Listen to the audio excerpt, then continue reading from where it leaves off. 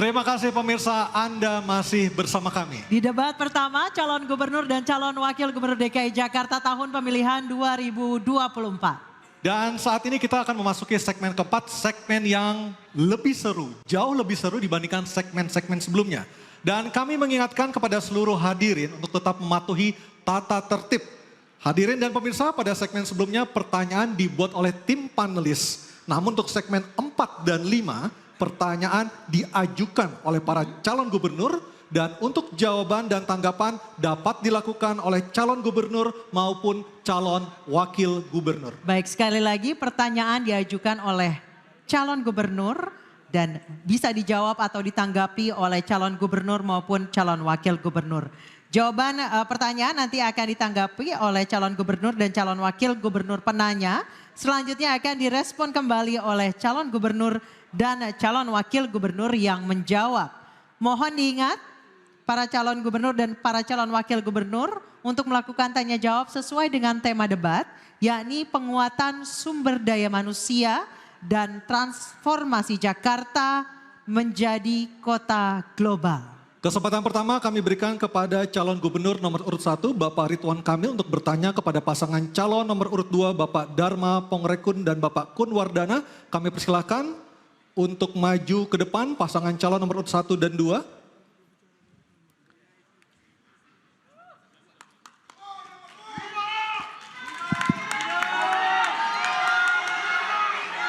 Calon gubernur nomor urut 1 bertanya ke pasangan calon nomor urut 2.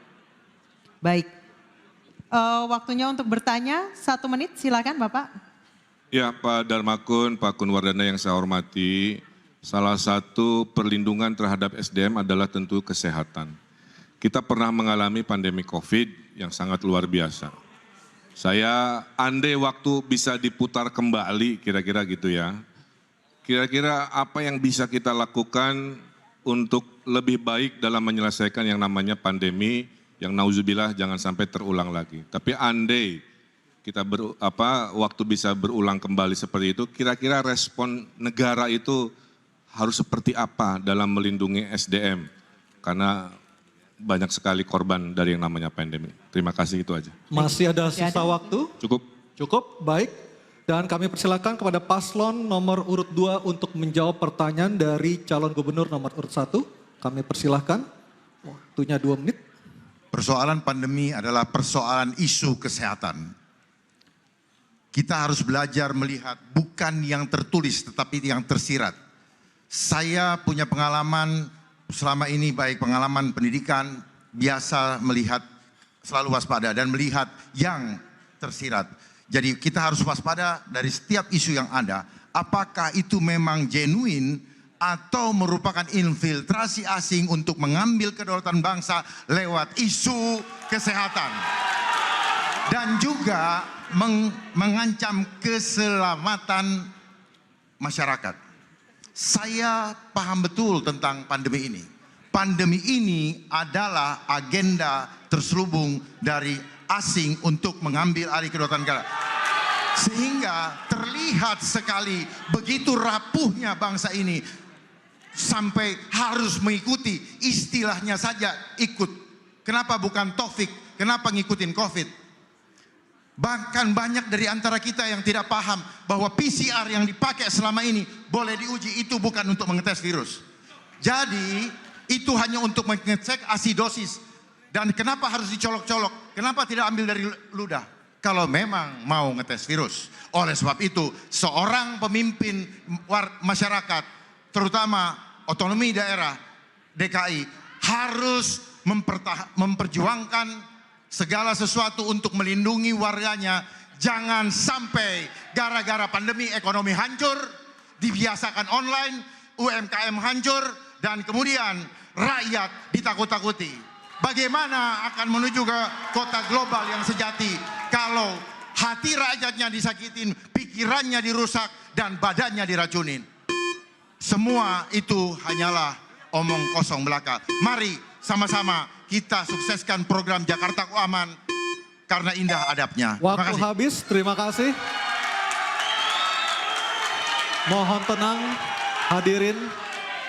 Kami persilakan calon gubernur dan atau calon wakil gubernur nomor urut 1 untuk menanggapi Bapak Ridwan Kamil atau Bapak Suswono. Kami persilakan waktunya 1 menit. Ya, itulah pentingnya koordinasi antara pemerintah pusat dengan pemerintah provinsi atau kota kabupaten. Terjadi perbedaan pendapat itu biasa, ya. Kita perdebatkan di ruang-ruang yang sifatnya politik, ruang-ruang yang sifatnya bisa menginfokan bahwa ada perspektif lain mungkin dalam menyelesaikan sebuah permasalahan sekelas seepik yang namanya pandemi. Tapi ujung-ujungnya pemimpin kalau sudah mengambil keputusan di level pusat, maka yang namanya gubernur harus taat. Maka yang namanya bupati wali kota harus taat karena dalam pengelolaan krisis memang harus satu komando.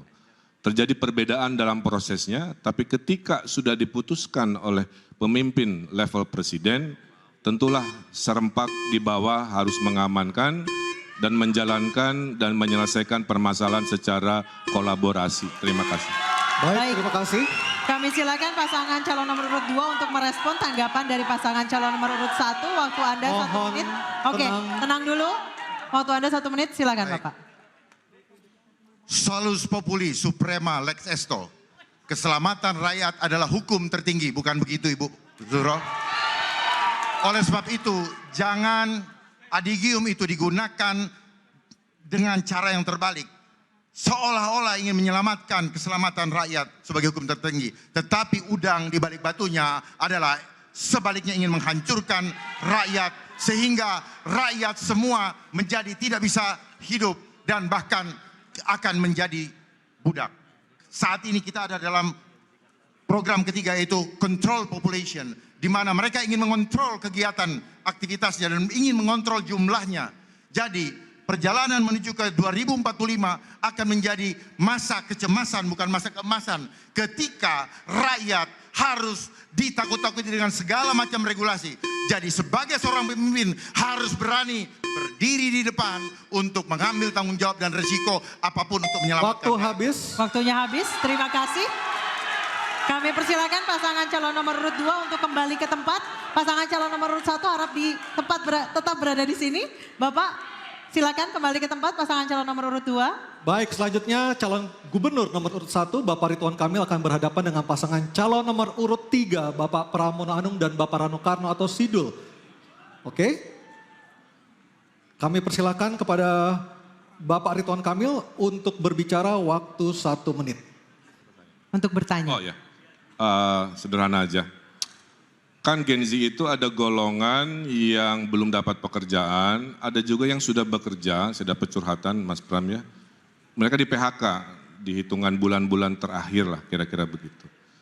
Nah, untuk golongan Gen Z yang di PHK, yang sekarang lagi stres karena tiba-tiba lapangan pekerjaan berkurang, mereka kena PHK, bagaimana kira-kira gagasan kepada mereka golongan Gen Z yang kena PHK? Saya kira sesederhana itu aja. Terima kasih. Baik, Masih ada sisa waktunya? waktu? Cukup? Cukup? Sudah cukup. Oke. Baik, kami persilakan pasangan calon nomor 3 Bapak Pramono Anung dan Bapak Rano Karno untuk menjawab 2 menit. Bapak silakan. Mohon maaf, 1 menit atau 2 menit? 2 2 menit. menit. Kang Emil yang saya hormati, pertanyaannya sederhana tapi jawabnya juga sederhana. Yang pertama, bagaimana dengan Gen Z dulu? Saya punya pengalaman yang namanya Gen Z supaya dia tidak di PHK. Di tempat kami melakukan apa yang disebut dengan bisa bekerja dari manapun. Kementerian Sekretaris Kabinet telah menerapkan itu dan hasilnya produktivitasnya betul-betul tinggi dan sangat memuaskan. Sehingga dengan demikian kalau saya menjadi gubernur Jakarta maka program bekerja dari mana saja akan kami lakukan. Dan untuk itu 2 hari di kantor, 3 hari di rumah dan mereka bisa bekerja dengan baik. Bagaimana dengan Gen Z yang di PHK? Tentunya tanggung jawab pemerintah untuk yang pertama kami membuka konseling 24 jam, mereka bisa curhat apapun, mereka bisa menyampaikan unek-uneknya. Yang tidak kalah pentingnya adalah apa yang menjadi tekanan ataupun pikiran para Gen Z ini ada tempat penyalurannya. Untuk itu konselingnya 24 jam, nggak perlu capek-capek naik apa saja, cukup ditelepon 24 jam untuk itu. Dan dalam jangka panjang, bagaimanapun Gen Z ini mempunyai potensi yang luar biasa, Gen Z maupun milenial. Bagi saya pribadi, ini potensi. Ekonomi kreatif harus ditimbulkan dan mereka mau bekerja berdasarkan itu. Karena para Gen Z ini, saya ini diajarin karena maju gubernur ini oleh anak-anak saya, oleh teman-temannya yang dulu tidak pernah terbayangkan. Termasuk persoalan ekonomi kreatif yang begitu saya diajak jalan-jalan ke Car Free Day, ada yang namanya tukang foto. Dan mereka ternyata besar sekali komunitasnya. Dan mereka mendapatkan penghasilan dari situ. Itulah yang harus dilakukan oleh para Gen Z dan saya akan mendukung untuk itu. Terima kasih. Terima kasih. Selanjutnya kami berikan kesempatan untuk pasangan calon nomor urut 1 Bapak Ridwan Kamil dan Bapak Suswono menanggapi jawaban dari pasangan calon nomor urut 3. Waktu 1 menit, silakan Pak. Ya, jawabannya luar biasa. Kalau dari pasangan Ridho kami menambahi secara teknis, kalau mereka kena PHK, pasangan Ridho akan bikin program memberikan dana kekuatan sosial selama 3 bulan. Sebelum mereka bisa melamar kerja lagi. Nanti angkanya kita hitung sesuai kebutuhan APBD. Ya. Itulah negara hadir kepada adik-adik Gen Z di rumah jika Anda kena PHK. Kedua, setuju work from anywhere. Bedanya insya Allah pasangan Ridho akan memperbanyak coworking yang sewanya gratis buat Gen Z di Jakarta. Termasuk minum kopinya, karena Gen Z ini konsumsi kopinya besar sekali dan mahal. Nanti kita kasih gratis kopinya. Yang berikutnya adalah mari fokus ke kekuatan ekonomi baru yaitu ekonomi digital, ekonomi kreatif yang akan berbeda dengan ekonomi orang tuanya yang sifatnya 9 to 5. Ya, bisa di mana saja, kapan saja. Itu dari pasangan Ridho. Waktunya sudah habis. Selanjutnya kami persilakan Bapak Pramono Anung dan Bapak Rano Karno atau Sidul menanggapi pernyataan Bapak Ridwan Kamil dan Bapak Suswono. Waktu Anda 1 menit. Secara prinsip bagi Gen Z mereka harus dilatih untuk berkreasi. Maka kami lebih menawarkan cara-cara untuk mereka berkembang dengan apa yang dimiliki oleh mereka. Karena saya meyakini para Gen Z ini tidak perlu semata-mata diberi gratis kopi. Tetapi juga yang lebih penting adalah bagaimana talenta-talenta mereka disupport oleh negara. Dan negara hadir untuk itu. Saya tidak membayangkan dari hal-hal kecil. Ekonomi kreatif di tingkat Gen Z ini luar biasa. Bahkan saya membayangkan kalau para Gen Z ini dilebatkan untuk panggung-panggung di Karang Taruna. Mereka jadi I.O. masing-masing di kelurahannya. Itu akan menjadi sesuatu income atau pendapatan baru bagi para Gen Z dimanapun para Gen Z itu berada. Terima kasih. Matur nuwun. Waktunya masih ada? Matur nuwun, matur nuwun. Oke, baik. Terima kasih. Kami persilakan pasangan calon nomor urut 3 untuk kembali ke tempat. Nomor urut 1 tetap di sini. Dan kali ini giliran pasangan calon nomor urut 2 dan 1 saling bertanya dan menanggapi kepada pasangan calon nomor urut 2. Oke, sudah di depan. Dan kami persilakan kepada Bapak Dharma Pongrekun bertanya kepada pasangan calon nomor urut 1, Bapak Ridwan Kamil dan Bapak Suswono. Waktu Bapak 1 menit dimulai saat Anda berbicara. Terima kasih. Kang Emil, izin bertanya bagaimana program penyerahan uang untuk RW, boleh dijelaskan bagaimana eksekusinya Pak? Agar supaya jangan sampai program yang instan ini justru habisnya di depan dan tidak berbuah atau tidak beranak justru untuk membuat masyarakat lebih sejahtera khususnya dalam bidang ekonomi mereka. Jadi maksud kami adalah apakah tidak lebih baik digunakan untuk membiayai suatu tim yang membina adab mereka sehingga masyarakat di kelurahan, di RT maupun RW bisa mempunyai industri di rumah masing-masing dan akhirnya RT dan RW bisa mendapatkan jauh lebih besar dan bermanfaat. Terima kasih. Baik. Silakan pasangan calon nomor urut 1 untuk menjawab, waktunya 2 menit. Tadi sudah saya sampaikan, tidak mungkin seluruh penjuru Jakarta bisa diselesaikan dari balai kota. Itulah kenapa kami percaya teori desentralisasi. Ujung dari ASN, Pak Dharma, adalah kelurahan. Jadi dana RW itu tidak dipegang cashnya oleh Pak RW, dipegangnya oleh kelurahan. Mereka mengakses dengan proposal. Bayangkan Pak Darmakun, ada 2.700 rapat RW. Ada perdebatan dikali 2.700. Ini duit buat apa? Oh ini masih kumuh, silahkan bereskan kekumuhan. Oh ini untuk kebersihan karena masih kotor, silahkan untuk urusan kebersihan. Oh kurang modal si ibu tetangga, silahkan pakai. Oh karang tarunanya banyak main di aspal, tidak banyak aktivitas. Gunakan dana RW ini untuk kegiatan karang tarunanya. Gen-Z-nya tadi seperti Mas Pram sampaikan untuk IO, silahkan pakai. Karena kita ada program juga namanya Car Free Night, sebulan sekali di kecamatan. Beda dengan Car Free Day, itu siang hari, kalau Car Free Night itu malam Senin. Ibu-ibu pameran UMKM, di tengahnya ada panggung, di situ para anak-anak muda rapat menjadi panitia. Apa yang terjadi? Kebudayaan Betawi dilestarikan di panggung itu, anak-anak rajin rapat daripada rajin tawuran. Betul? Nah.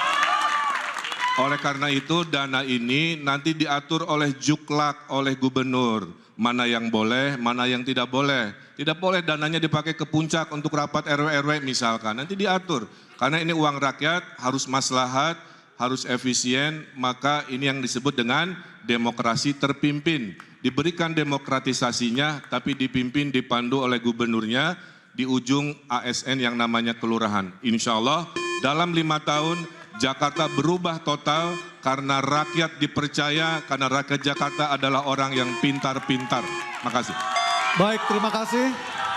Kami persilakan Bapak Dharma Pongrekun dan Bapak Kunwardana menanggapi jawaban pasangan calon nomor 1, waktunya 1 menit. Kang Emil, boleh kami menanyakan mengenai, itu kan jumlahnya sama ya, disamakatakan antara RW yang maju tempatnya atau yang banyak warga yang jadi semuanya tuh sama ya. Padahal kalau kita lihat di Pondok Indah mereka sangat ekonominya tinggi, tapi mungkin di Cilincing ekonominya rendah. Kesetaraan bukan artinya sama rata. Nah ini bagaimana Kang Emil bisa menjelaskan proporsional dari pemberian dana 200 juta ke setiap RW tersebut. Terima kasih. Masih ada sisa waktu, Pak Kunwardana, cukup? Oke. Ya, saya yang jawab ya, saya tambahkan Pak Kun ya, bahwa, sudah mulai? Silakan Pak Susono, waktu. Baik. Ya. Jadi tentu saja setiap RW kan berbeda-beda kebutuhannya. Jadi tidak berarti sama rata semuanya 200 juta ya. Tapi ini sebetulnya dana stimulan untuk menyelesaikan persoalan di RW tersebut. Mungkin barangkali ada tempat-tempat yang juga sudah cukup bagus, tetapi kan ada persoalan lain ya, persoalan sosial, persoalan ekonomi, yang itu bisa dimanfaatkan. Yang penting adalah kita sedang mendesain agar terjadinya upaya ada satu musyawarah di tingkat RW untuk menyelesaikan persoalannya sendiri. Sehingga mereka akan melibatkan banyak pihak. Tidak hanya ketua RW-nya yang dominan, tetapi seluruh stakeholder di situ dia akan berkontribusi untuk menentukan program apa yang tepat di situ. Ibaratnya RW Menteng mah nggak perlu, RW Pondok Indah nggak perlu, tapi RW Penjaringan Koja pasti perlu, pasti butuh. Itulah yang disebut berkeadilan. Makasih. Ya. Oke, waktunya habis. Kita berikan aplaus paling meriah untuk segmen ini kepada para calon gubernur dan para calon wakil gubernur.